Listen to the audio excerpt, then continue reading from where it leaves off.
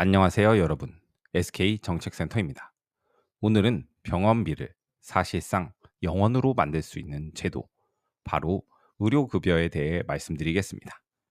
본격적인 내용에 들어가기 전에 가장 중요한 세 가지를 먼저 짚고 넘어가겠습니다. 첫째, 2026년부터 소득 기준이 크게 올랐습니다. 1인 가구 기준으로 월 소득 인정액이 102만 원 이하이면 신청하실 수 있습니다. 작년보다 약 7만 원 더 높아진 수준입니다. 지난해 기준에 아깝게 걸려서 탈락하셨던 분들도 올해는 꼭 다시 한번 확인해 보시기 바랍니다. 둘째, 2026년부터 자녀 소득 때문에 탈락하는 경우가 크게 줄어들었습니다. 지금까지는 자녀가 실제로 용돈을 들이지 않아도 자녀 소득의 일부를 부모 소득으로 간주해서 수급에서 탈락시키는 제도가 있었습니다. 이 제도가 2026년부터 사실상 폐지되었습니다. 자녀가 실제로 생활비를 지원하지 않는다면 자녀 소득은 더 이상 여러분의 수급 자격에 영향을 주지 않습니다. 셋째, 의료급여 1종 수급자는 입원비가 실제로 0원입니다. 외래 진료도 동네 의원에서는 단돈 1,000원만 내시면 됩니다. 건강보험과는 차원이 다른 혜택입니다. 이 세 가지가 핵심입니다. 자세한 내용을 지금부터 하나씩 설명해 드리겠습니다. 시작하기에 앞서 좋은 정보를 드리기 위해 구독, 좋아요, 알림 설정 부탁드립니다. 이런 혜택 정보는 여러분처럼 정말 필요하신 분들께서 먼저 아셔야 합니다. 구독 한번 눌러주시면 앞으로도 꼭 알아야 할 복지 정보를 빠짐없이 전달해 드리겠습니다. 의료급여란 무엇인가? 의료급여는 건강보험료를 내지 않아도 국가가 대신 병원비를 내주는 제도입니다. 생활이 어려운 저소득 국민의 의료 문제를 국가가 직접 보장하는 공공부조 제도입니다. 건강보험과 가장 다른 점이 무엇인지 아십니까? 건강보험은 매달 보험료를 내고 진료를 받을 때 본인이 일정 비율을 부담합니다. 반면 의료급여는 보험료를 전혀 내지 않습니다. 그리고 본인 부담도 거의 없거나 아주 적은 금액만 냅니다. 쉽게 말씀드리면 병원에 가도 내 지갑에서 돈이 거의 나가지 않는 제도라고 이해하시면 됩니다. 입원이 필요한 큰 병에 걸렸을 때 수술비가 수백만 원이 나와도 본인 부담이 0원이 될 수 있습니다. 이것이 의료급여 일종 수급자에게 주어지는 혜택입니다. 의료급여는 어떻게 나뉠까요? 의료급여는 크게 두 가지 종류로 나뉩니다. 1종 수급자와 2종 수급자입니다. 1종과 2종의 가장 큰 차이는 근로 능력이 있는지 없는지에 따라 결정됩니다. 1종 수급자는 근로 능력이 없는 가구에 해당합니다. 고령이시거나 중증 질환이 있으시거나 장애 등으로 일하기 어려운 분들이 여기에 포함됩니다. 구체적으로는 다음과 같은 분들이 1종에 해당됩니다. 근로 무능력 가구, 보장시설 수급자, 희귀 난치 질환 또는 중증 난치 질환 등록자, 암 환자, 중증 화상 환자 등이 일종입니다. 또한 국가유공자, 북한 이탈 주민, 이재민, 5.18 민주화 운동 관련자, 노숙인 등 특수한 법적 지위를 가진 분들도 일종에 해당합니다. 이종 수급자는 의료급여 대상이지만 일종에 해당하지 않는 분들입니다. 즉, 가구 내에 근로 능력이 있는 분이 포함되어 있는 경우입니다. 여러분이 60대 이상이시고 건강 문제로 일하기 어려운 상황이라면 일종에 해당할 가능성이 높습니다. 담당 공무원이 확인하여 결정하므로 일단 신청하시고 정확한 판단을 받아보시기 바랍니다. 얼마나 아끼게 되나요? 본인 부담금 완전 정리. 일종 수급자의 병원비 부담은 거의 없습니다. 구체적으로 살펴보겠습니다. 입원하셨을 때 본인 부담금이 없습니다. 수술을 받으셔도 오랜 기간 입원하셔도 내 돈은 0원입니다. 단 입원식 때는 식사 종류에 따라 20% 정도 본인이 부담합니다. 외래 진료를 받으셨을 때 의원에서는 1,000원입니다. 병원이나 종합병원에서는 1,500원입니다. 상급 종합병원, 즉 대학병원에선 2,000원입니다. 약국에서 약을 타실 때는 500원입니다. 정말 믿기 어려우실 수 있습니다만 이것이 2026년 현재 의료급여 일종 수급자에게 적용되는 본인 부담금입니다. 여기서 특히 좋은 소식이 있습니다. 65세 이상 어르신이면서 일종 수급자이신 경우에는 외래 진료의 본인 부담금도 면제됩니다.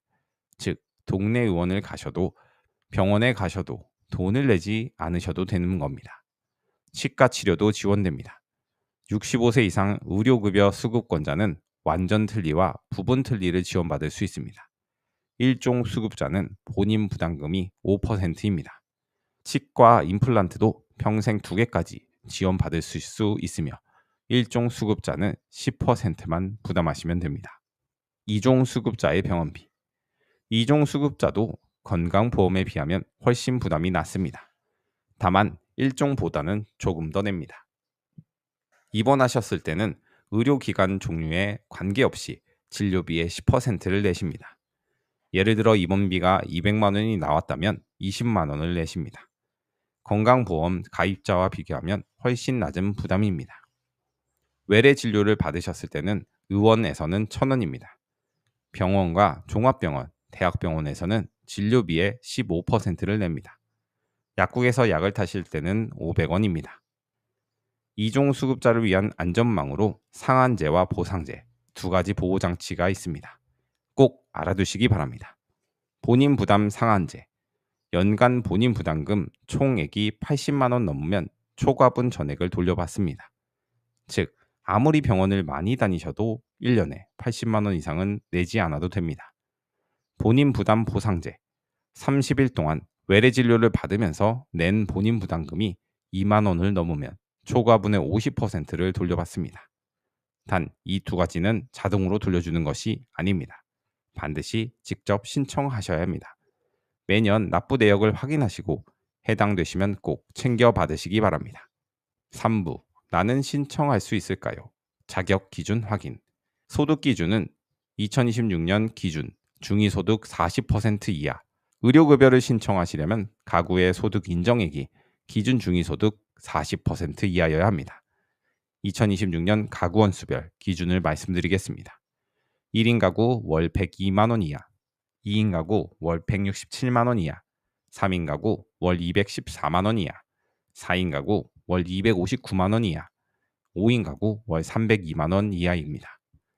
2025년과 비교하면 1인 가구 기준으로 약 6만 9천 원이 인상되었습니다. 이 숫자는 기준 중위 소득이 역대 최대폭으로 올라가면서 함께 높아진 것입니다. 여기서 한 가지 중요한 점을 말씀드리겠습니다. 소득 인정액은 단순히 매달 통장에 들어오는 월급이나 연금만이 아닙니다.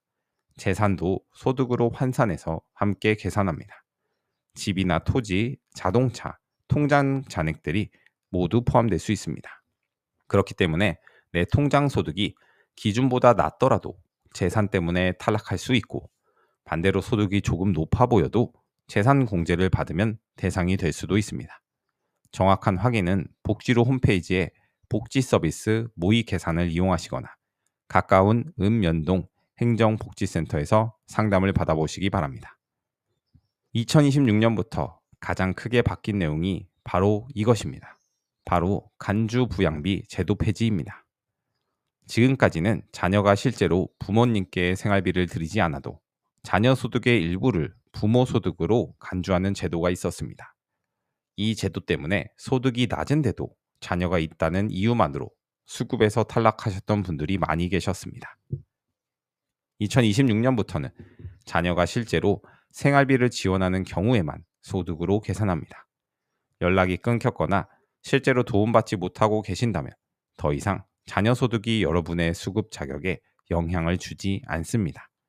단, 자녀의 연간 소득이 1억 3천만 원을 초과하거나 재산이 12억을 초과하는 경우에는 여전히 제외될 수 있습니다.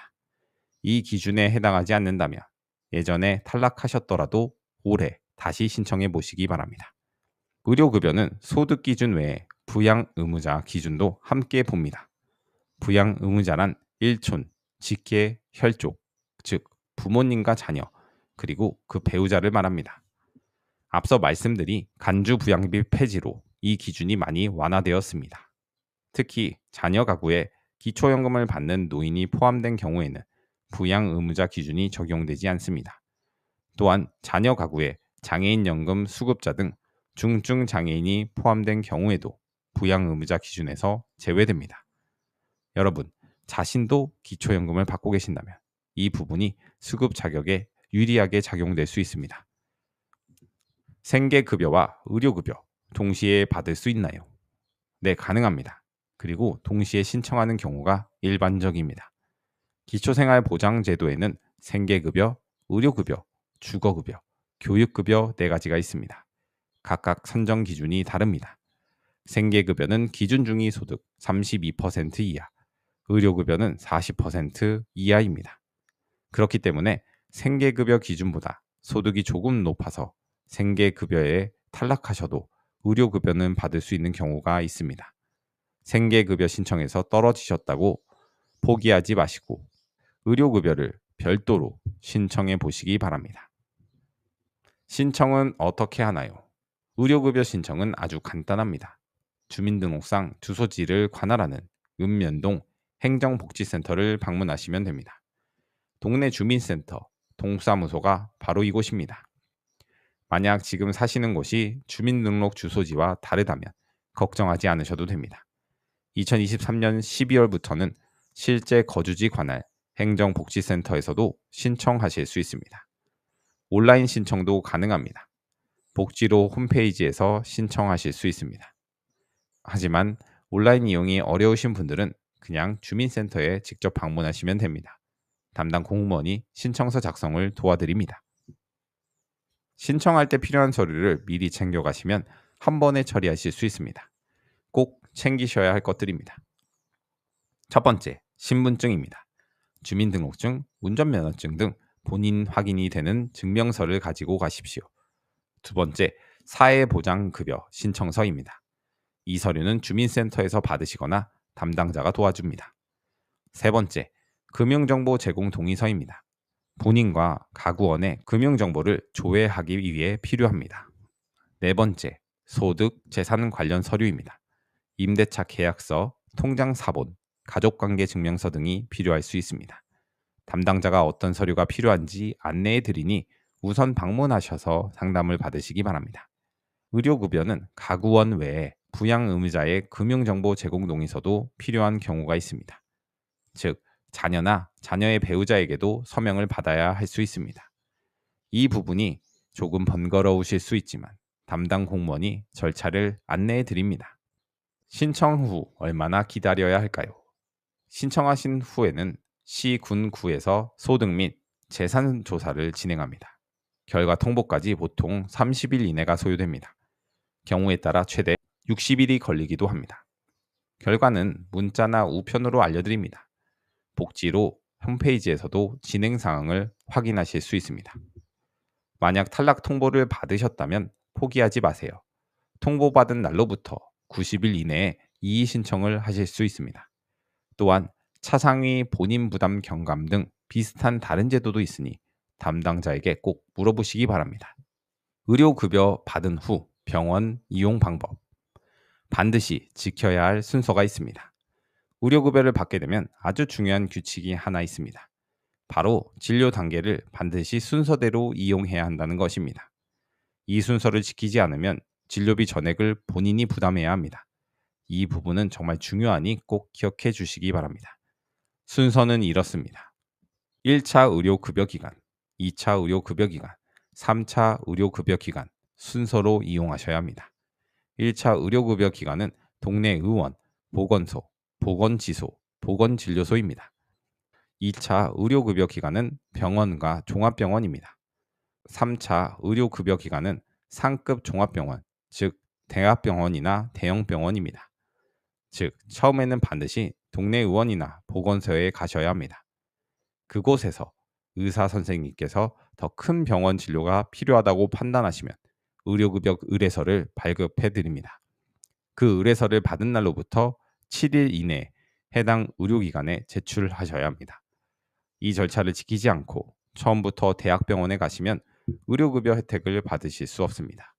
예외, 긴급한 경우는 괜찮습니다. 응급 상황이라면 단계를 건너뛰어도 됩니다. 응급 환자로 응급실을 이용하시는 경우에는 의료급여 의뢰서 없이도 혜택을 받으실 수 있습니다. 일종 수급자는 응급실에서도 본인 부담금이 없습니다. 1년에 쓸 수 있는 일수에는 한도가 있습니다. 의료급여에는 연간 이용할 수 있는 날짜 수에 상한이 있습니다. 등록된 중증 질환이나 희귀 질환을 가지고 계신 분들은 각 질환별로 연간 365일입니다. 만성 고시 질환의 경우 연간 380일입니다. 그 외 기타 질환은 모두 합산해서 400일입니다. 만약 이 날수를 초과하셔서 할 경우엔 반드시 미리 시군구청에 연장 승인을 신청하셔야 합니다. 승인 없이 초과하면 건강보험 수준의 본인 부담금이 부과되니 꼭 사전에 확인하시기 바랍니다. 건강검진도 무료로 받을 수 있습니다. 의료급여 수급자는 일반 건강검진도 무료로 받으실 수 있습니다. 또한 지자체에 배치된 의료급여 관리사를 통해 건강상담도 받으실 수 있습니다. 정기적인 건강관리가 필요하신 어르신들께 정말 도움이 되는 서비스입니다. 이어서 자주 묻는 질문을 알아보겠습니다. 첫째, 자녀와 함께 살면 신청할 수 없나요? 꼭 그렇지는 않습니다. 자녀와 함께 사시더라도 가구 전체의 소득 인정액이 기준 이하면 신청하실 수 있습니다. 다만 자녀가 근로 능력이 있다면 1종이 아닌 2종으로 분류될 가능성이 있습니다. 둘째, 자녀와 따로 살면 자녀 소득이 영향을 주나요? 2026년부터는 자녀가 실제로 생활비를 지원하는 경우에만 소득으로 계산합니다. 실제로 연락이 끊겼거나 왕래가 없는 경우라면 자녀 소득이 영향을 주지 않습니다. 단, 자녀의 연간 소득이 1억 3천만 원 초과이거나 재산이 12억 원 초과인 경우에는 여전히 제외될 수 있습니다. 셋째, 현재 건강보험 가입자인데 의료급여로 바꿀 수 있나요? 신청 후 소득 재산 조사를 통해 자격이 인정되면 의료급여로 전환됩니다. 의료급여는 건강보험 대신 적용됩니다. 단, 자격이 부여되면 건강보험료를 더 이상 납부하지 않습니다. 넷째, 생계급여는 탈락했는데 의료급여도 탈락하나요? 아닙니다. 두 급여의 기준이 다릅니다. 생계급여는 기준 중위소득 32% 이하이고 의료급여는 40% 이하입니다. 생계급여에서 탈락하셔도 의료급여는 받으실 수 있는 경우가 있습니다. 별도로 신청해 보시기 바랍니다. 다섯째, 의료급여로 한약이나 미용시술도 가능한가요? 아닙니다. 비급여 항목은 의료급여 혜택에 적용되지 않습니다. 한방보약, 미용 목적 시술, 성형수술, 상급 병실료 차액 등은 전액 본인이 부담하셔야 합니다. 병원 영수증에서 급여 항목과 비급여 항목을 꼭 확인하시기 바랍니다. 여섯째, 치과 임플란트도 지원을 받을 수 있나요? 네, 지원받으실 수 있습니다. 65세 이상 의료급여 수급권자는 치과 임플란트를 평생 2개까지 지원받을 수 있습니다. 1종 수급자는 본인 부담금이 10%, 2종 수급자는 20%입니다. 치아가 좋지 않으신 어르신들께 정말 도움이 되는 혜택입니다. 이런 분들은 꼭 신청하시기 바랍니다. 지금까지 내용을 정리해드리면 특별히 이런 분들은 반드시 신청해 보시기를 권해드립니다. 첫 번째, 혼자 사시는 어르신으로 월 소득이 102만 원 이하이신 분들, 직접 주민센터에 가셔서 상담 받아보시기 바랍니다. 두 번째, 자녀가 있다는 이유로 예전에 탈락하셨던 분들, 2026년부터 간주 부양비 제도가 폐지되었습니다. 지금은 상황이 달라졌으니 꼭 다시 신청해 보시기 바랍니다. 세 번째, 암, 희귀질환, 중증 난치 질환 등 큰 병을 가지고 계신 분들. 이런 분들은 일종 수급자로 분류될 가능성이 높습니다. 입원비 0원, 외래 진료비 거의 0원의 혜택을 받으실 수 있습니다. 네 번째, 요양병원에 입원 중이거나 입원을 앞두고 계신 분들. 장기 입원이 예상되신다면 의료급여 수급 자격 여부를 꼭 확인하시기 바랍니다. 몇백만 원의 차이가 날 수 있습니다. 다섯 번째, 생계급여에서 탈락하셨던 분들. 의료급여 기준은 생계급여보다 소득 기준이 더 높습니다. 별도로 신청해 보시기 바랍니다. 여러분의 상황을 가장 정확하게 확인할 수 있는 곳은 행정복지센터입니다. 자격이 되는지 안 되는지 미리 계산하고 포기하지 마세요. 일단 방문하셔서 상담을 받아보시기 바랍니다. 그것이 가장 빠르고 정확한 방법입니다. 오늘 내용을 간단하게 정리해 드리겠습니다. 의료급여는 저소득 가구에 국가가 병원비를 대신 부담해 주는 제도입니다. 2026년 기준으로 1인 가구는 월 소득 인정액이 102만 5,695원 이하이면 신청하실 수 있습니다. 일종 수급자는 입원비 0원, 외래 진료비 1,000원, 약국 500원입니다. 65세 이상 어르신 일종 수급자는 외래 본인 부담금도 면제됩니다. 2026년부터 자녀 소득으로 인한 탈락이 크게 줄었습니다. 예전에 탈락하셨더라도 지금 다시 신청해 보시기 바랍니다. 신청은 주민등록지, 관할, 읍면동 행정복지센터에서 하시면 됩니다. 복지상담 전화번호는 129번입니다. 국번 없이 129번만 누르시면 보건복지부 상담센터와 연결됩니다. 병원비 걱정 없이 필요한 치료를 받으실 수 있는 권리 꼭 챙기시기 바랍니다. 오늘 영상이 도움이 되셨다면 구독과 좋아요 한 번씩 눌러주시면 정말 감사하겠습니다. 알림 설정도 해두시면 앞으로도 꼭 필요한 복지 정보를 가장 먼저 받아보실 수 있습니다. 이런 정보를 주변에 도움이 필요한 분들과 공유해 주신다면 더 많은 분들이 혜택을 받으실 수 있습니다. SK정책센터는 앞으로도 여러분께 실질적인 도움이 되는 정보를 드리기 위해 최선을 다하겠습니다. 감사합니다.